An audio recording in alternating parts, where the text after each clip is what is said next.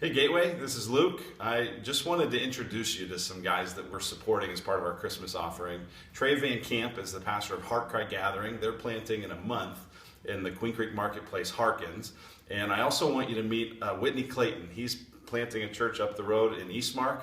I had a chance to talk with those guys, hear a little bit about what they're doing. I wanted to share it with you. I'll start with you, Trey. Maybe tell us, why did you decide to plant? Why are you planting Heart Cry Gathering in Queen Creek? Yeah, sure. My father's a church planter. So with that, I was kind of going away from that, wondering, okay, God, what else do you want me to do? But during college, I pursued missions, I pursued revitalization, but God kept calling me back. And I really believe that God calls you to a city more than to a specific church. And so my heart breaks for Queen Creek. I was born and raised in Queen Creek. So really my heart has been burdened, and with mentors and with other people, they have encouraged me that planting a church is the best way to reach our city. And I just think that our city needs as many different churches as possible to reach as many people. So that's why we're doing that. That's great. What about for you guys, Whitney? You're obviously up the road the other direction. How did you decide to plant there? Well, for us, planting looked like God walking us down a path of faithfulness where we just kept saying yes to the opportunities that He placed in front of us. When I first began in ministry, never imagined that I would even be a lead pastor, and then one day began just saying no to church planting because it seemed really difficult. Yeah. And so then God just kept showing us more and more need across the country, and then that landed us eventually in Phoenix, where there's great need for the gospel, need for more churches, and we found Eastmark. And Eastmark, it fit our family perfectly. It seemed like God had been weaving threads into the story, the tapestry of our ministry, that just all converged in Eastmark. And so it seemed like God had prepared us for that specific task for years as we were leading up to actually eventually finally saying, yes, we will go. Yeah, well, we're glad you guys are here. Tell us a little bit, and maybe start with you, Whitney. Yeah. Tell us what's something God's been doing lately, right? You want to make sure God's in this. How has He been showing up in your life and in this work?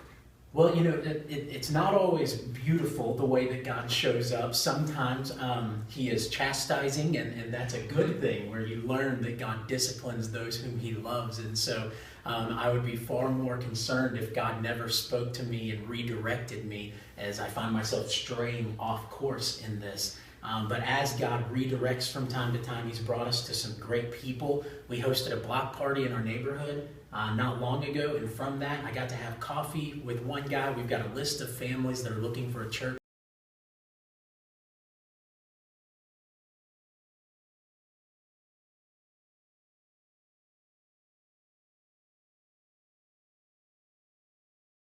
And share the gospel with his fiance and with their children, and I got to see the way that God was going to use me in their life. It finally happened. And so that's something just last week that we got to see the fruit of the work that we've been doing. That's great.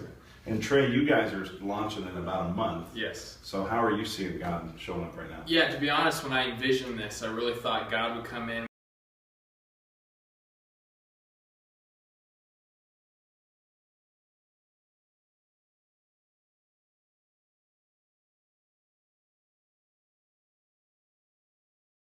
Really, I've been praying, how are we going to get our leaders? That's something that's a burden. And what's been amazing, the Bible study I started over a year ago, each person in the Bible study is leading a team.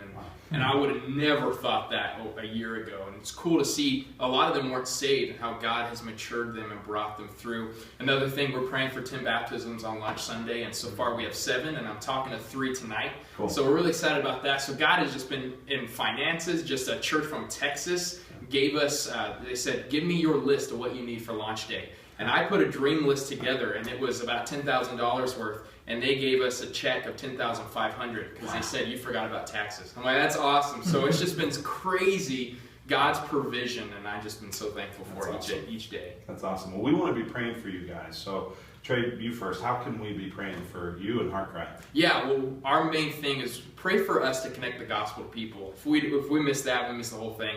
So just pray for relationships, connections. We're planting a church because we believe it's more effective in reaching lost people. And so that's why we're doing that. Also, that becomes a community. We want them to, because I believe strongly that experiencing God is better in community. So pray for community, but also for our mission, that we plant churches out of our church and that we send missionaries all throughout the world. This is much bigger than us. We want to be kingdom focused, so that would be my big prayer request. Yeah, very cool. Yeah. Whitney? For us, we're still in the very early stages of what God is calling us to and seeing it come about. And so a lot of the area where we need prayer is wisdom in discerning the good things that God has set before us as opposed to good things that he has put for other people to take care of. And so wisdom and discernment and just a growing network of relationships within our community, because similarly, we know that we have a lot of people in Eastmark that are moving to be a part of the community, and yet they don't understand that a community is more than living in proximity to one another. It's what you do in that proximity, the space between. And so pray that God would continue to give us a network of relationships within our community where we can continue to share the gospel, where we can continue to bring light to darkness, and just see God begin to draw families to himself, draw individuals to himself in our community. I hope you enjoyed getting to meet those guys. I think it is so cool that within just a few miles of our church, there are going to be a number of churches that are faithfully preaching Jesus. Both of those guys will reach people we don't reach. We'll reach people they won't reach. And together we can partner together to build and strengthen healthy local congregations. So thanks for being part of our Christmas offering. See you later.